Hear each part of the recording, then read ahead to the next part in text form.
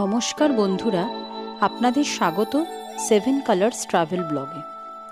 আজ আমরা তোমাদের নিয়ে যাব দেবী সতীর দুটি পবিত্র শক্তিপীঠ, জ্বালামুখী মন্দির এবং কাংড়া দেবী মন্দির।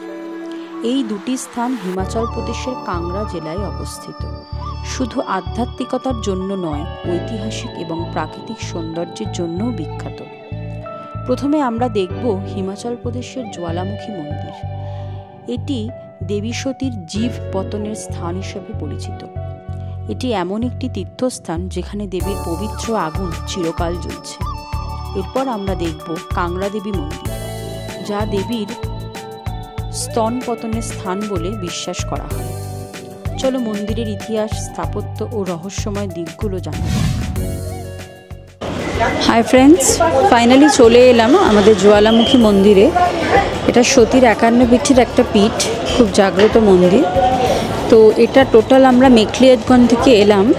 মেকলিয়াডগঞ্জ থেকে এখানে আসতে টোটাল 56 কিলোমিটার, মানে আপনার 2 ঘন্টার উপর টাইম লেগে গেল। রাস্তার কনস্ট্রাকশনের কাজ হচ্ছে, রাস্তা ভীষণ খারাপ, এতটা টাইম লাগলো।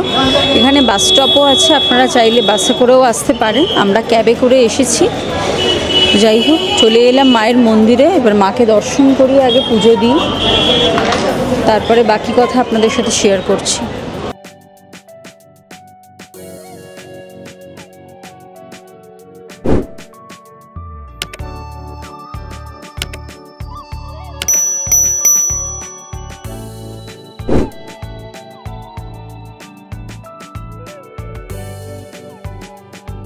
জ্বালামুখী মন্দিরে প্রবেশের পথে বাম ও ডান দুই দিক থেকেই পুজোর জন্য প্রসাদ বা প্রয়োজনীয় সামগ্রী তোমরা কিনতে পারবে। বাইরে রোদের তীব্রতা থাকলেও এখানে উপরে শেল্টার থাকার কারণে আরামে এবং স্বচ্ছন্দে হাঁটতে পারবে। আমি তোমাদের একটু দূরত্ব সম্বন্ধে ধারণা দিই। শ্রী জ্বালামুখী মন্দিরটি সমুদ্রপৃষ্ঠ থেকে 600 মিটার উচ্চতায় কালীধর উপত্যকায় শিবালিক পর্বতমালার অন্তর্গত। ধর্মশালা থেকে এর দূরত্ব 56 কিলোমিটার। তোমরা সড়ক, রেল ও বিমানপথেও এখানে পৌঁছাতে পারবে।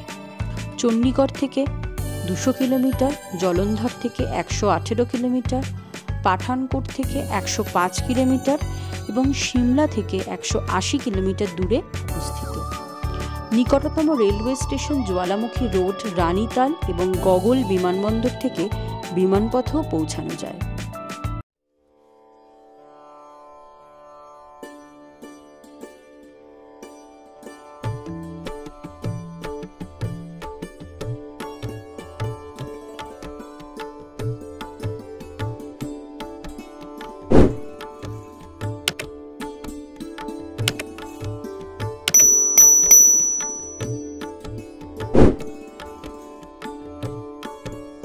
হিমাচল প্রদেশ দেবভূমি নামে পরিচিত, যা দেবদেবীর ভূমি হিসাবে পরিচিত। হিন্দু পুরাণ অনুসারে দেবতারা তাদের সমগ্র শক্তি পৃথিবীতে কেন্দ্রীভূত করলে দেবী সতীর জন্ম হয়। দক্ষ প্রজাপতির কন্যা সতী পরবর্তীতে শিবের সাথে বিবাহ বন্ধনে আবদ্ধ হন।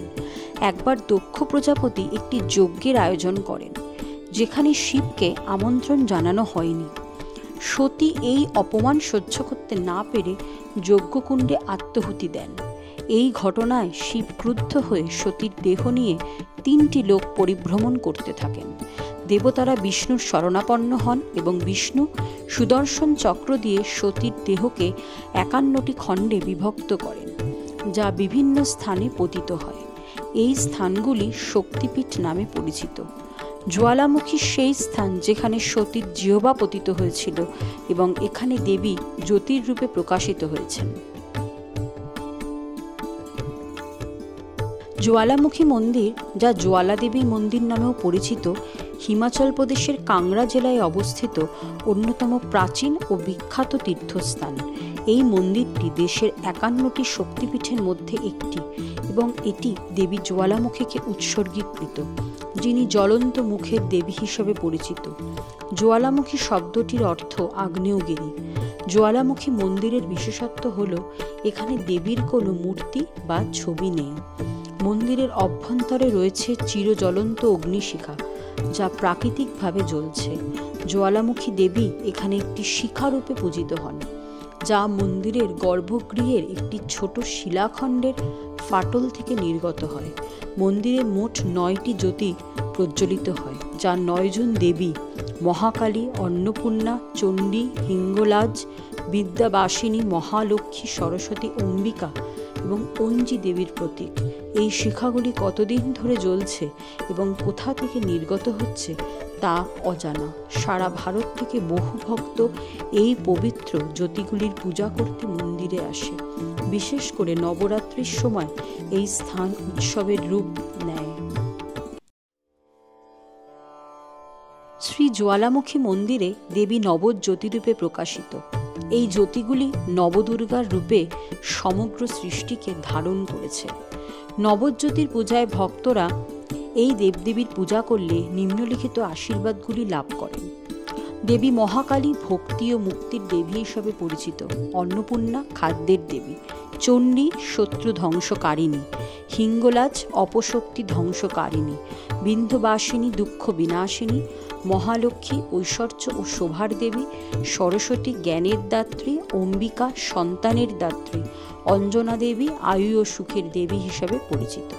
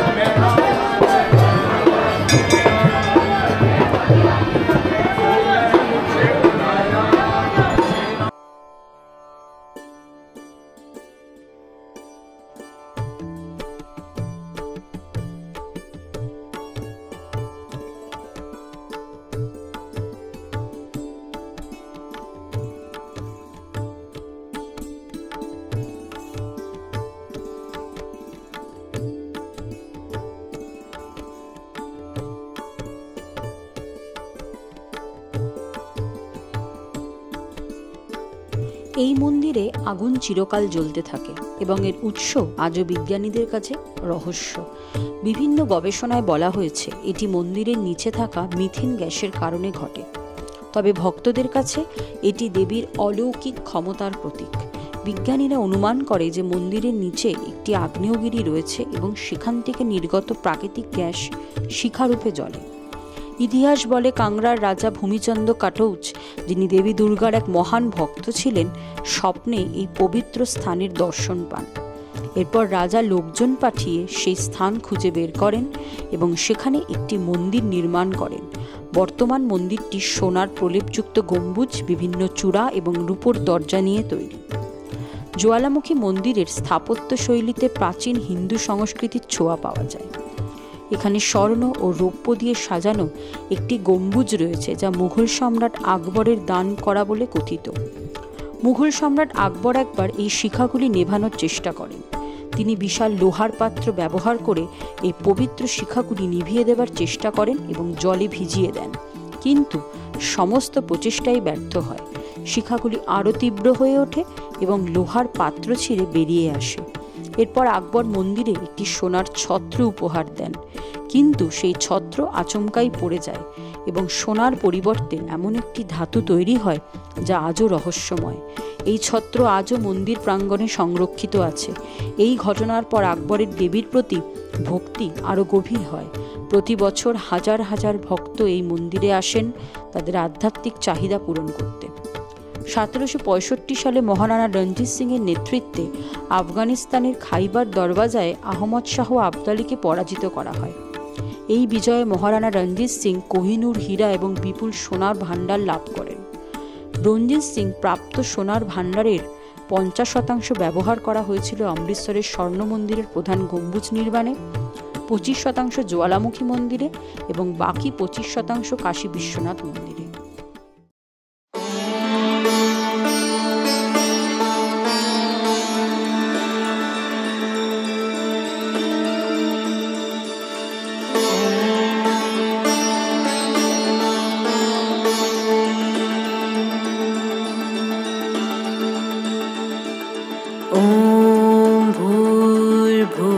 स्वः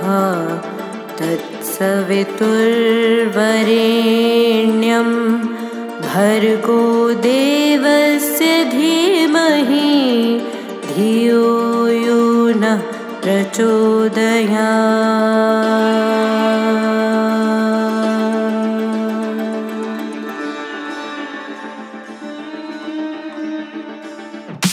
ॐ भूर्भुवस्वः तत्सवितुर्वरेण्यं भर्गो देवस्य धीमहि धियो यो नः प्रचोदयात्।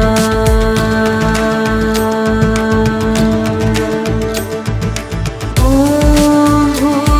भूर्भुवस्वः तत्सवितुर्वरेण्यं भर्गो देवस्य धीमहि धियो यो नः प्रचोदयात्। ॐ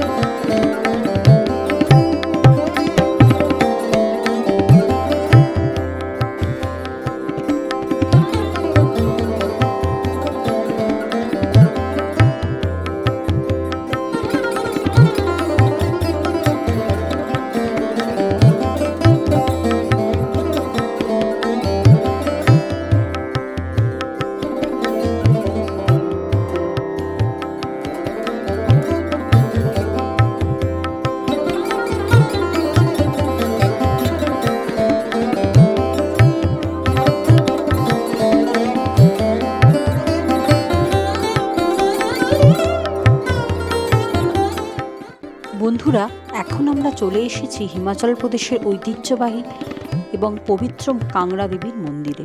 কাংড়া দেবীর মন্দির, যাকে ব্রজেশ্বরী মাতা মন্দির হিসেবেও ডাকা হয়, এটি হিমাচল প্রদেশের কাংড়া জেলায় অবস্থিত। এই মন্দিরটি একটি হিন্দু মন্দির এবং 51টি শক্তিপীঠের একটি। কাংড়া দেবীর মন্দিরে পৌঁছানোর জন্য তোমরা ধর্মশালা, ম্যাকলিওডগঞ্জ বা অন্যান্য স্থান থেকে সহজেই যোগাযোগ করতে পারবে। এটি কাংড়া শহরের রেল স্টেশন থেকে মাত্র 3 কিলোমিটার দূরে এবং কাংড়া বিমানবন্দর মন্দির থেকে মাত্র 9 কিলোমিটার দূরে অবস্থিত। এই মন্দিরটি দেবী দুর্গার এক রূপ ব্রজেশ্বরী দেবীর প্রতি উৎসর্গীকৃত। মন্দিরের ইতিহাস অতি প্রাচীন। বলা হয় এটি মহাভারতের সময়ও বিদ্যমান ছিল। মন্দিরের স্থাপত্যশৈলী অত্যন্ত মনোমুগ্ধকর এবং এখানকার পরিবেশ ভক্তিমূলক অনুভূতিতে পরিপূর্ণ।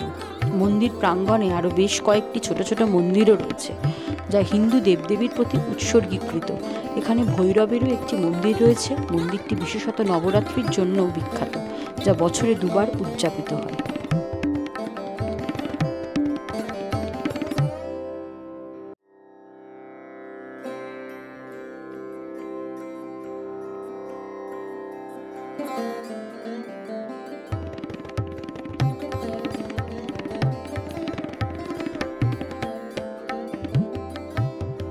একটি কিংবদন্তি অনুসারে দেবী সতী যখন তার পিতার যজ্ঞে নিজেকে উৎসর্গিত করেছিলেন, তখন শিব তার দেহ কাঁধে নিয়ে তাণ্ডব নৃত্য শুরু করেন।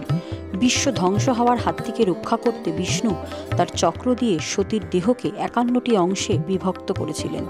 এই স্থানে সতীর বাম স্তন পতিত হয়েছিল, যার ফলে এটি শক্তিপীঠ হিসেবে পরিচিত হয়। গানার্ণব তন্ত্র এই শক্তিপীঠকে ভৃগুপুরী শক্তিপীঠও বলা হয়েছে। বৃহৎ নীলাতন্ত্রে উল্লেখ আছে যে এই শক্তিপীঠের দেবী ব্রজেশ্বরী।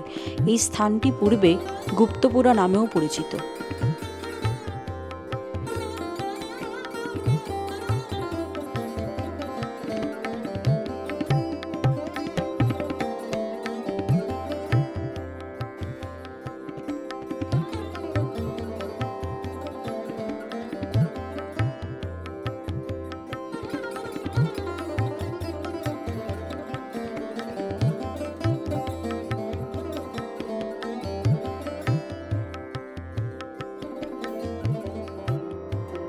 মহাভারতের সময় মূল মন্দিরটি পাণ্ডবদের দ্বারা নির্মিত হয়েছিল বলে মনে করা হয়। কথিত আছে একদিন পাণ্ডবরা স্বপ্নে দেবী দুর্গাকে দেখেন। দেবী তাদের জানান যে তিনি নাগরকোট গ্রামে অবস্থান করছেন এবং তাদের সুরক্ষার জন্য সেখানে একটি মন্দির নির্মাণ করতে হবে। পাণ্ডবরা সেই রাতেই এক মহৎ মন্দির নির্মাণ করেন। 1905 সালে একটি বিধ্বংসী ভূমিকম্পে মন্দিরটি ধ্বংস হয়ে যায়। পরবর্তীতে এটি সরকার দ্বারা পুনর্নির্মাণ করা হয়। মকর সংক্রান্তি, যা জানুয়ারি মাসের 2য় সপ্তাহে আসে, মন্দিরে বিশেষভাবে উদযাপিত হয়। কিংবদন্তি অনুযায়ী মহিষাসুর বধের পরে দেবীর শরীরে আঘাত লাগে। সেই আঘাত সারাতে দেবী দেহে মাখনের প্রলেপ দিয়েছিলেন। সেই দিনের স্মরণে দেবীর পিণ্ডিতে মাখন লাগানো হয় এবং মন্দিরে 1 সপ্তাহব্যাপী উৎসব উদযাপিত হয়।